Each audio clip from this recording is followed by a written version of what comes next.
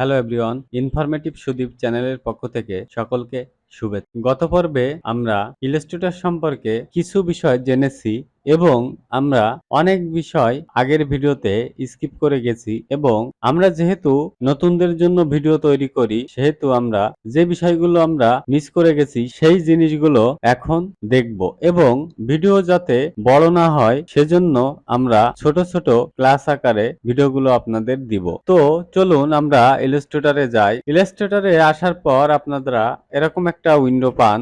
আমি ইলাস্ট্রেটর 2020 ভার্সনটা ইউজ করি। আপনারা যারা পুরাতন অথবা নতুন 22-23 আপডেট ভার্সন ইউজ করেন তারাও করতে পারবেন। কিছু চেঞ্জ থাকে যেগুলো ম্যাক্সিমাম ইলাস্ট্রেটরে একই থাকে। সিসির পর থেকে যতগুলো ভার্সন আছে সবগুলো আপডেট মোটামুটি এবং যেটা সবগুলোই সিমিলার অপশন পাবেন। তো ডিজাইনের ক্ষেত্রে যে জিনিসগুলো মেইন প্রয়োজন সেই টুলস গুলো সবগুলোতেই একই থাকে। তো আমরা বাঁ সাইডে দেখতে পাই আমাদের টুলস বার গুলো এবং ডান সাইডে টুলস এর বিভিন্ন অপশন এবং এখানে আমরা বিভিন্ন ধরনের অপশন পাই এবং পর্যায়ক্রমে আমরা এগুলো আপনাদের দেখাবো। তো আমরা যদি এখানে একটা নিউ আর্টবোর্ড নিতে চাই সেক্ষেত্রে আমরা কন্ট্রোল এন প্রেস করে যদি আমরা তাহলে একটা নিউ উইন্ডো আসবে এবং আমরা যদি এখান থেকে ফাইল থেকে নিউ এ যাই তাহলেও নিউ উইন্ডো আসবে। তো নিউ উইন্ডো আসার পর এখানে যে ইন্টারফেস গুলো আছে এগুলো সম্পর্কে আপনাদের পূর্বে ধারণা দিয়েছি। তো এখন আমরা যদি এখান থেকে একটা A4 সাইজের আর্টবোর্ড এখানে রেখে এখান থেকে অ্যাডভান্স অপশন থেকে CMY কে কালার মুড রেখে আমরা যদি এখান থেকে ক্রিয়েট দেই তাহলে আমাদের A4 সাইজের একটা আর্টবোর্ড চলে আসবে। এখন বাঁ সাইডে আমরা কিছু অপশন দেখি। এখান থেকে আমরা প্রথম যেটা আছে এটাকে আমরা সিলেকশন টুল বলি। এটা দিয়ে আমরা বিভিন্ন জিনিস সিলেক্ট করতে পারি। তো এর একটু নিচে এসে আমরা যদি দেখি এখানে এটা হচ্ছে রেক্টেঙ্গল টুল। তো এইটার উপর যদি আমরা রাইট ক্লিক করি তাহলে এটা একটা উইন্ডো ওপেন হবে এবং এখানে রেক্টেঙ্গলের বিভিন্ন টুলস এখানে আছে। ইলিপস টুলস আছে, পলিগনাল টুলস আছে। তো আমরা এখান থেকে রেক্টেঙ্গল প্রথম যেটা আছে এটা সিলেক্ট রেখে আমরা যদি মাউসটা একটু দেখি এখন মাউসের যে কার্সারটা এরকম শো করছে। এখন যদি আমরা এখান থেকে ড্র্যাগ করে ধরে টেনে নিয়ে আসি তাহলে দেখেন এরকম একটা শো করছে এবং এটা আমরা যদি এখানে ছেড়ে দেই তাহলে এটা এখানে এই অবস্থায় থাকছে। কিন্তু আপনি যদি চান এইটা একদম চারদিকে সমান করে চতুর্ভুজের মতো দেখাবে সেক্ষেত্রে আমরা একটু কন্ট্রোল জেড দিই। কন্ট্রোল থেকে যদি আপনারা জেড প্রেস করেন তাহলে এটা ব্যাকে চলে যাবে। তো আমরা এটা একটু আরেকবার দেখি। আমরা যদি এখানে পরপর তিনটা যদি আমরা রেক্টেঙ্গল টুলস দিয়ে আমরা যদি এখানে তৈরি করলাম, এখন যদি আমরা কন্ট্রোল জেড দেই একবার, কন্ট্রোল জেড প্রেস করলে দেখেন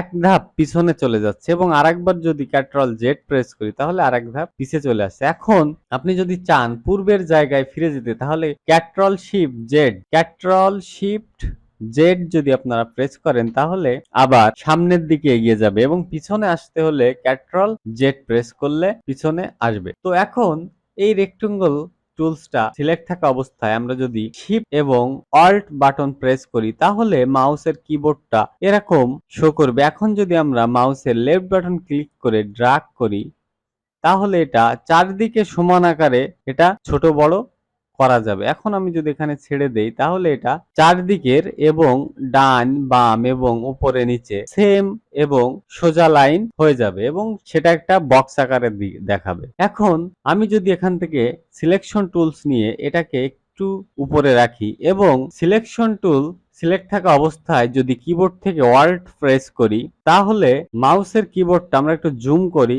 জুম করার জন্য আপনারা এখান থেকে জুম অপশন পাবেন অথবা এখানে জুম অপশন পাওয়ার পর আপনারা একটা জুম ক্লিক করলে এটা জুম হবে অথবা আপনারা যদি চান কিবোর্ড থেকে আমরা সিলেকশন টুলটা সিলেক্ট করলাম এবং কিবোর্ড থেকে আপনারা যদি কন্ট্রোল স্পেস বার একসাথে প্রেস করে ধরেন তাহলে জুম আইকনটা শো করবে। এখন আপনি যদি মাউসের লেফট বাটন ক্লিক করে টেনে নিয়ে আসেন সামনের দিকে তাহলে এটা বড় হবে এবং আপনারা যদি কিবোর্ড থেকে স্পেস বার প্রেস করে ধরেন তাহলে এরকম হ্যান্ড আকারে শো করবে এবং আপনি মাউস ক্লিক করে এটা যেদিকে মুভ করবেন এটা আপনার সেদিকে মুভ হবে। তো এখন আমি এটাকে যদি অল্ট প্রেস করে ধরি তাহলে মাউসের কার্সারটা এরকম কফি আকারে শো করছে। তো অল্ট প্রেস করে ধরার পর আপনারা যদি এটা ধরে মাউসে ক্লিক করে ধরে নিচে নিয়ে আসেন তাহলে এটা একটা কপি তৈরি হয়ে যাবে। এখন এখানে যদি আপনি ছেড়ে দেন, অবশ্যই অল্ট প্রেস করে ধরে এটা করবেন। এখন দেখেন এটা একটা কপি তৈরি হয়ে গেল। তো আমরা সাধারণত কপি করতে হলে যদি এটা ক্লিক করা অবস্থায় কন্ট্রোল সি এবং কন্ট্রোল ভি দিয়ে যদি পেস্ট করি তাহলে ওটা কপি পেস্ট করা যাবে। তবে আপনারা যদি অল্ট প্রেস করে এরকম ভাবে কপি করে এখন যদি কিবোর্ড থেকে কন্ট্রোল ডি প্রেস করেন, আমরা একটু জুম আউট করি। জুম আউট করার জন্য আপনারা কন্ট্রোল অল্ট এবং স্পেস বার একসাথে প্রেস করলে জুম আউটের অপশন দেখাবে, মাইনাস দেখাচ্ছে। এখন যদি আপনারা ড্র্যাগ করেন তাহলে এটা জুম আউট এবং স্পেস বার প্রেস করে আমরা এটাকে একটু মিডিলে নিয়ে আসি। এখন যদি এইটা কপি করার পর আমরা এটা একটু ডিলিট করে দিই, আমরা যদি এটা ক্লিক করে অল্ট প্রেস করে এটাকে একটা কপি করে নিচে এনে ছেড়ে দেই অল্ট প্রেস করা অবস্থায়, এখন যদি আমি কন্ট্রোল ডি প্রেস করি তাহলে এইটার নিচে আর একটা কপি তৈরি হয়ে যাচ্ছে এবং আগে যে দূরত্বে রেখেছিলাম এটাও সেই দূরত্বে হয়ে যাচ্ছে। তো আমরা এই সবগুলো যদি একসাথে সিলেক্ট করতে চাই তাহলে কন্ট্রোল এ যদি প্রেস করি কিবোর্ড থেকে তাহলে এটা সবগুলো সিলেক্ট হবে এবং আমরা যদি চাই এই যে সিলেকশন টুল সিলেক্ট থাকা অবস্থায় আমরা যদি এগুলো একবারে ড্র্যাগ করি তাহলে এটা সিলেক্ট হয়ে যাবে। আমরা এটা ধরে একটু মিডিলে নিয়ে আসলাম।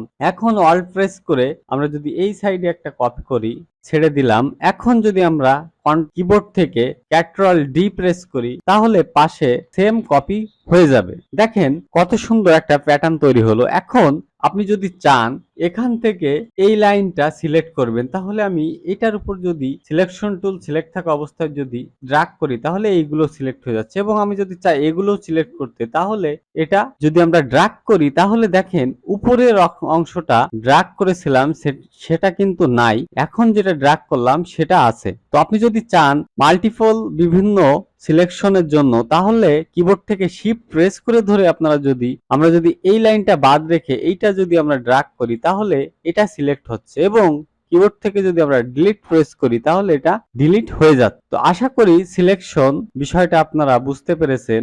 এখন আমরা যদি সবগুলো আমরা একটু ডিলিট করে দিলাম, আমরা রেক্টেঙ্গল মার্কেট টুলের আন্ডারে রাইট ক্লিক করলে আমরা আরো কিছু অপশন পাই। এখান থেকে আমরা যদি পলিগন টুলস এটা যদি আমরা ক্লিক করে নেই এবং এখানে যদি একটা ড্র্যাগ করি তাহলে এটা দেখেন একটা পলিগন টুলস কিন্তু এখানে শো করছে এবং এইটার 6টা কর্নার আকারে আছে। এখন আপনি যদি চান এইটা আপনি আরো বেশি কর্নার বাড়াতে সেক্ষেত্রে আপনারা এটা সিলেক্ট করে আপনারা যদি কিবোর্ড থেকে এখানে